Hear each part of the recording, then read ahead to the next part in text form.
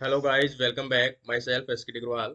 और आज वापस से सेट का जो पेपर अपन सोल्व कर रहे थे आरपीएससी के द्वारा जो आयोजित हुआ था 2012 के अंदर, उसका लाइफ साइंस का जो पेपर थर्ड नंबर चल रहा था, उसमें क्वेश्चन अपन ने लास्ट में सोल्व किए थे। 30 क्वेश्चन सोल्व कर लिए थे। आगे उसी को बढ़ाते हुए अपन क्वेश्चन नंबर 31 से स्टार्ट करते हैं। तो जो भी कैंडिडेट्स सेट की प्रिपरेशन कर रहे हैं लाइफ साइंस से खास तौर से, उनके लिए पेपर जो है वो कंटिन्यू मैं अपलोड कर रहा हूँ। और कुछ ही दिन के अंदर जो बुक है वो पब्लिश हो जाएगी। तो आपको मैं बता दूंगा बुक कहाँ से परचेज कर सकते हो, कैसे आप परचेज कर सकते हो। सभी सॉल्व पेपर आपको उसमें मिल जाएंगे और सभी का सॉल्यूशन है वो इसी चैनल के ऊपर आपको कंटिन्यू मिलता रहेगा। अभी अपन क्वेश्चन नंबर 31 से स्टार्ट करते हैं। विच of the following is not the example of antibiosis? इनमें से एंटीबायोसिस का एग्जाम्पल कौन सा नहीं है? निम्नलिखित में से कौन सा प्रतिजीविता का उदाहरण नहीं है? प्रतिजीविता का उदाहरण नहीं है। तो देखो इसमें दिया गया है option first chlorella and growth of diatoms, second algae of certain types causing death of fishes, goat killed after eating some plants, और predation of frog by snake। तो ये जो प्रिडेशन बाय स्नेक है, स्नेक के द्वारा इनका जो भक्षण कर लिया जाता है फ्रॉग का, वो इसका प्रतिजीविता का उदाहरण नहीं है। तो यहाँ पर इसका जो राइट आंसर आएगा वो कौन सा आ जाएगा? Option number D, predation of frog by snake. यहाँ पर अपन देखें,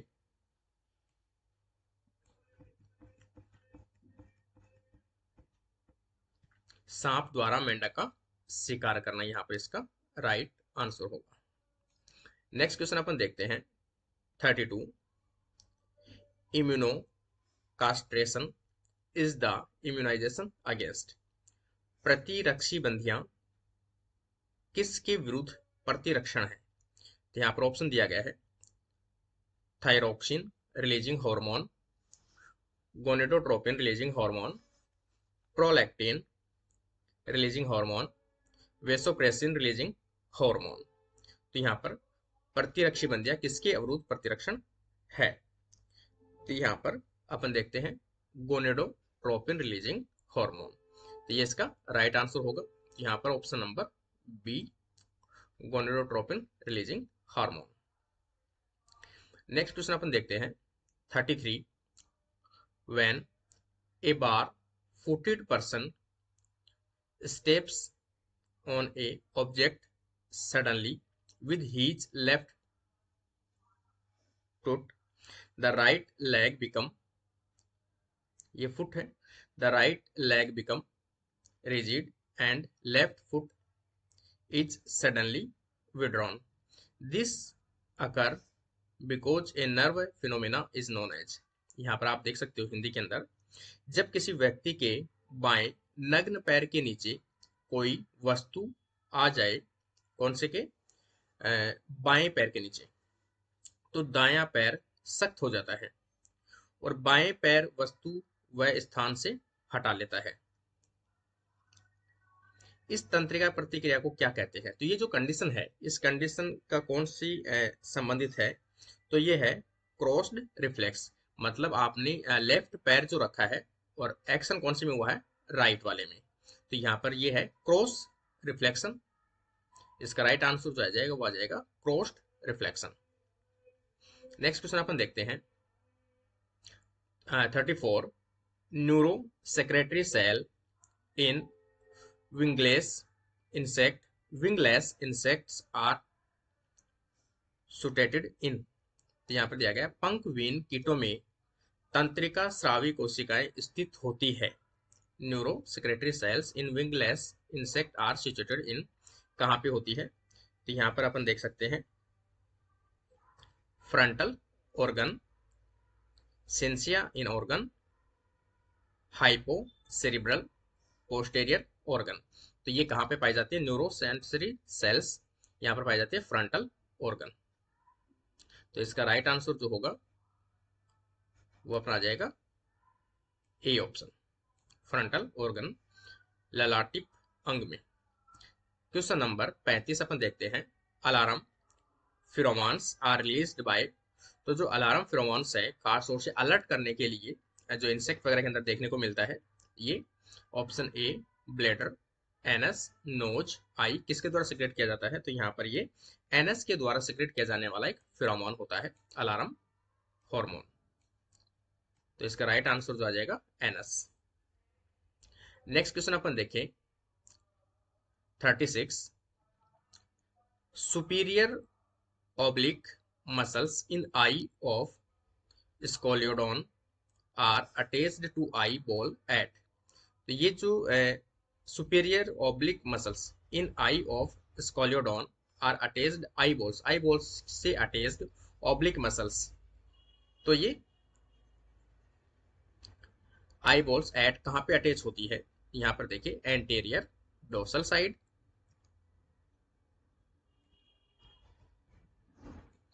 और यहाँ पे देखें anterior part of orbit, anterior ventral side, posterior, median, corner. तो यहाँ पर दिया गया है क्लोडोनियन या फिर क्लोलियोडोन के नेत्रों की ऊर्ध्व तृतीयक पेशी नेत्र गोलक पर जुड़ी रहती है। तो ये कहाँ पे जुड़ी रहती है, तो यहाँ पे पूछा गया है। तो यहाँ पर अपन देखिए, इसमें सबसे पहले अपन देखिए अग्र पृष्ठ भाग पर ये जुड़ी रहती है। तो यहाँ पर इसका जो राइट आंसर आ जाएगा वो आ जाएगा अग्र पृष्ठ भाग पर जुड़ी होती है। तो यहाँ पर अब जैसे आप ऑप्शन देखा था anterior dorsal side. Question number 37 में अपन देखें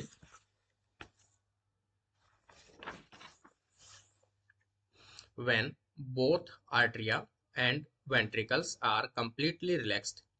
किसी भी हार्ट के अंदर बात करते हैं, atria and ventricles are completely relaxed after completion of constriction. Next constriction initiated by, next constriction initiated by, यहाँ पर देखिए अपन हृदय के आलिंद वैनिल्य संकुचन शिथिलन के पश्चात पुनः संकुचन हेतु उत्प्रेरक प्राप्त होता है। तो ये कहाँ से होता है, ये होता है फ्लेक्सिंग ऑफ मसल्स ऑफ आर्टरिया, और यहाँ पर है an impulse from sinus node. तो ये जो ऐसे नोड है, ऐसे नोड से वापस से इम्पल्स निकलती है जिसके कारण से वापस से कॉन्स्ट्रक्शन स्टार्ट होता है। यहाँ पर ऑप्शन सी इसका जो है वो राइट आंसर रहेगा, क्योंकि यहाँ पर इम्पल्स कहाँ से निकलेगी वापस से, तो ये ऐसे नोड से निकलेगी, साइनस नोड। नेक्स्ट क्वेश्चन अपन देखते हैं 38। The genetic defect known as thalassemia result from partial or totally absence of one or more, किसके एब्सेंस के कारण से। तो यहाँ पर देखिए option only alpha chain of haemoglobin, only beta chain of haemoglobin, alpha और beta chain of haemoglobin, gamma और बीटा चेन ऑफ हीमोग्लोबिन। तो यहाँ पर टोटल एब्सेंस ऑफ, किसके एब्सेंस होने के कारण से ये कंडीशन देखने को मिलती है। तो यहाँ पर अल्फा या बीटा चेन ऑफ हीमोग्लोबिन के एब्सेंट होने के कारण से थैलेसेमिया की जो कंडीशन है वो देखने को मिलती है। तो इसका राइट आंसर जो आ जाएगा सी ऑप्शन इसका राइट आंसर होगा। नेक्स्ट क्वेश्चन देखते हैं 39। Which of the following does not belong to same group, इनमें से सेम ग्रुप से बिलोंग नहीं करता है, जैसे कैथरीन, सिलेक्शन, इंटेग्रिन्स, प्रोथ्रोम्बिन। तो यहाँ पर देखा जाए ये सिलेक्शन की बजाय ये सिलेक्टिन है, कैथरीन है, सिलेक्टिन है और इंटीग्रिन है। सभी सेल टू सेल अटैच करने के लिए, सेल सरफेस अटैच करने के लिए यूज में आने वाली प्रोटीन्स के कंपोनेंट्स हैं, और ये प्रोथ्रोम्बिन जो है ब्लड क्लॉटिंग के अंदर यूज में आता है। तो यहाँ पर अपन देखें ये एक अपने आप में एक अलग ग्रुप है ब्लड क्लॉटिंग में, और ये जबकि तीनों है, ये सिलेक्टिन के नाम से सिलेक्शन नहीं है, सिलेक्टिन। तो ये भी सेल टू सेल ज्वाइंट करने के लिए काम में आने वाले कंपोनेंट्स हैं। तो इसका राइट आंसर रहेगा डी। यहाँ पर अपन देखें नेक्स्ट 40 नंबर का question, quantitative genetic parameter are estimated by. तो क्वांटिटेटिव जो जेनेटिक पैरामीटर्स है वो किसके द्वारा एस्टिमेट किया जाता है। इसमें देखा जाए option degree of resemblance among relatives, degree of dis resemblance among relatives, relative living in same environment, और यहाँ पर इसमें दिया होगा relative living in different environment. तो इनमें से कौन सा राइट आंसर बैठेगा? तो यहाँ पर अपन देखते हैं कि क्वांटिटेटिव जेनेटिक पैरामीटर है, एस्टिमेट किया जाता है डिग्री ऑफ रिजेबलनेस अमोंग रिलेटिव। तो जो भी रिलेटिव है उनके बीच में कितनी रिजेबलनेस है, उनको ध्यान में रखते हुए इसकी निकाला जाता है। तो यहाँ पर इसका जो मात्रात्मक अनुवांशिक का है, मात्रात्मक अनुवांशिकी अनुमापों का अनुमान किया जाता है तो संबंधियों के लक्षणों के समानता के आधार पर। इसमें राइट आंसर जो अपना ए आ जाएगा। नेक्स्ट क्वेश्चन अपन देखते हैं, हाइब्रिडोमा रेफर टू। तो यहाँ पर हाइब्रिडोमा के बारे में पूछा गया है। Hybrid cell which specially produce monoclonal antibody continuously. देखो जहां भी हाइब्रिडोमा टेक्नोलॉजी अपने पढ़ा भी है तो यहाँ पर आता है कि किसी भी दो सेल्स का फ्यूजन करवाकर जब अपन ऐसी बीटा सेल्स या अपन कहे बी सेल को प्रोड्यूस किया जाता है, और उस बी सेल से एक पर्टिकुलर एंटीबॉडी प्रोड्यूस की जाती है जिसे अपन मोनोक्लोनल एंटीबॉडी कहते हैं। तो यहाँ पर पहला ही राइट आंसर इसका बैठेगा, लेकिन सेकंड में अपन देख लेते हैं। डिप्लॉयड सेल्स विच, पहली बात तो मोनोक्लोनल जो है वो हाइब्रिड सेल होती है। हाइब्रिड सेल, थर्ड देखिए, hybrid cell which specially secrete diclonal, यहाँ पर मोनोक्लोनल आएगा। Diploid cells which specially secrete multiclonal नहीं, यहाँ पर जो इसका हाइब्रिडोमा टेक्नोलॉजी है वो केवल हाइब्रिड सेल है, कैंसर सेल और एक बी लिम्फोसाइट की कॉम्बिनेशन से बना हुआ है। मोनोक्लोनल एंटीबॉडीज के द्वारा प्रोडक्शन किया जाता है। क्वेश्चन नंबर अपन देखिए 42, ट्रिटिकल्स इज ए। जो ट्रिटिकल्स है वो क्या है? टेट्राप्लॉइड है, डिप्लॉइड है, ऑटो टेट्राप्लॉइड है, या एलोप्लॉइड है? तो यहाँ पर ये कैसा है? एलोप्लॉइड है। इसमें दो कॉम्बिनेशन अलग अलग सोर्स से लिया गया है, उनके द्वारा इसको ट्रिटिकल को बनाया गया है। तो यहाँ पर ये दो सोर्सों से जब लेते हैं अपन तो उसे अपन क्या कहते हैं? एलोप्लॉइडी। मतलब या यूं कहें सेम स्पीसीज या सेम वैरायटी से ना लेकर अलग से कहीं लिया गया हो, जैसे वीट और राई से लिया गया हो, वीट और ओट से लिया गया हो, इस प्रकार का कॉम्बिनेशन जो है तो ये एलोप्लॉइडी का एक एग्जाम्पल है ट्रिटिकल्स। नेक्स्ट क्वेश्चन अपन देखिए 43, the first attempt to show linkage in plant was done. तो सबसे पहले जो लिंकेज है प्लांट्स में किसने देखा था, किसमें देखा था? तो ये देखिए अपन, ओइनोथीरा, लेमार्किना, पाइसम सटाइवम, लेथिरस, ओडोरेंटस और जियामेज। तो किसमें देखा गया था? सबसे पहले लिंकेज देखा गया था लेथिरस ओडोरेंट्स। लेथिरस ओडोरेंट्स के अंदर सबसे पहले जो लिंकेज है वो कंडीशन देखने को मिली थी इन प्लांट्स। पादपों में सहलगनता दर्शाने वाला पहला प्रयास किसमें किया गया? तो किसमें किया गया था? लेथाइरस ओडोरेटस। क्वेश्चन नंबर 44 अपन देखें, which of the following doesn't come under एपियो या इथियोपियन रीजन। इथियोपियन रीजन या इथोपियन रीजन क्षेत्र में निम्न में से कौन सा नहीं आता है? इनमें से कौन सा नहीं आता है? तो यहाँ पर देखिए, मेडागास्कर, सॉर्दर्न अरेबिया, अफ्रीका और न्यूजीलैंड। इनमें से जो इथोपियन क्षेत्र है इनमें से कौन सा नहीं आता है? तो ये जो न्यूजीलैंड है वो इथोपियन रीजन के अंदर इंक्लूड नहीं होता है। तो इसका राइट आंसर जो आ जाएगा वो आ जाएगा डी ऑप्शन। नेक्स्ट क्वेश्चन अपन देखें 45, an plant is named by one author. किसी ने एक प्लांट का नाम रखा but validly published by another, उसका नाम जो है वो किसी ने दूसरे ने पब्लिश करवाया वैलिड रूप से। विच of the following example represent the above. इनमें से कौन सा एग्जाम्पल ये शो करता है एक पादप का नाम एक लेखक द्वारा दिया गया परंतु दूसरे के द्वारा वेद प्रकाशन किया गया? तो निम्न में से, तो यहाँ पर देखो, ड्राई पैट, ट्रेवेन कोरिका, सेंट एंड जैन ग्रोसिपियम ग्रोसिपियम टोमेंटोसम नट एक्स सेम। तो यहाँ पे कुछ एग्जाम्पल दिए गए हैं कि इनमें से कौन सा जो है वो इस चीज को फुलफिल करता है। ये जो कंडीशन सेंटेंस दिया गया है, किसी ने नाम किसने दिया और पब्लिश किसी और ने करवाया।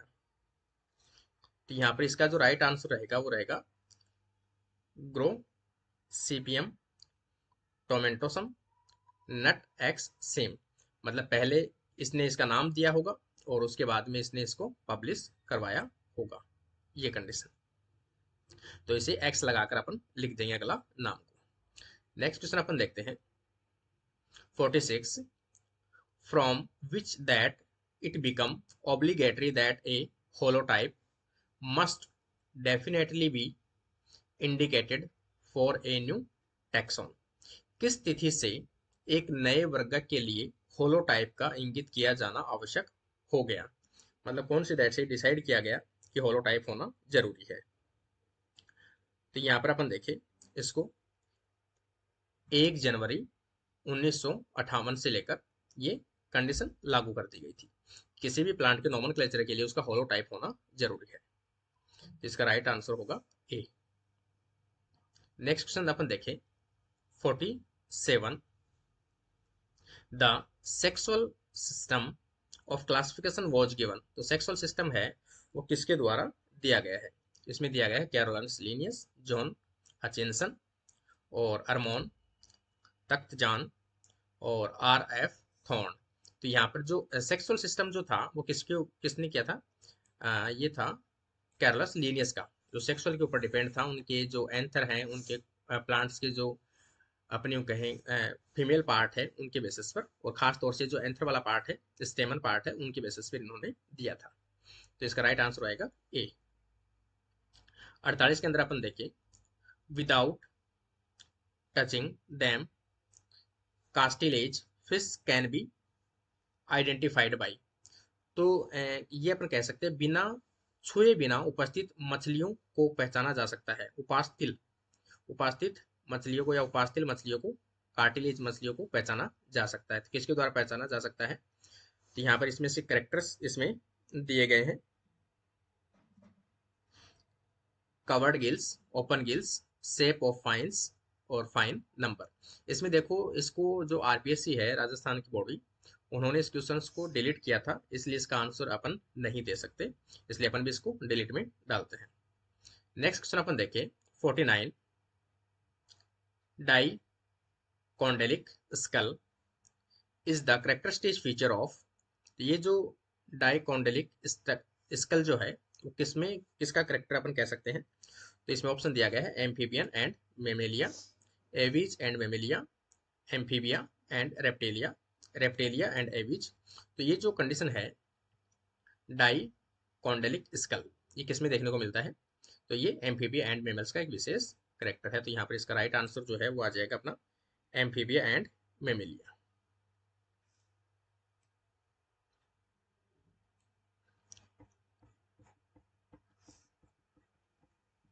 नेक्स्ट क्वेश्चन अपन देखें the term alpha and gamma taxonomy have been given by. तो जो अल्फा एंड गामा टैक्सोनॉमी है वो किसके द्वारा दिया गया है। तो ये टर्म्स अपन देखें, इसमें ऑप्शन दिया गया है George Bentham, Carl Mez, Takhtajan and Turrill. तो यहाँ पर जो ट्रेल ऑप्शन जो है सी नंबर का, या सी ऑप्शन जो है टेरिल, यहाँ पर ये जो है gamma and alpha taxonomy term use में लिया गया था। तो इसका राइट आंसर जो है वो आ जाएगा सी ऑप्शन। इसी के साथ आज का अपना जो सेशन है वो कंप्लीट होता है।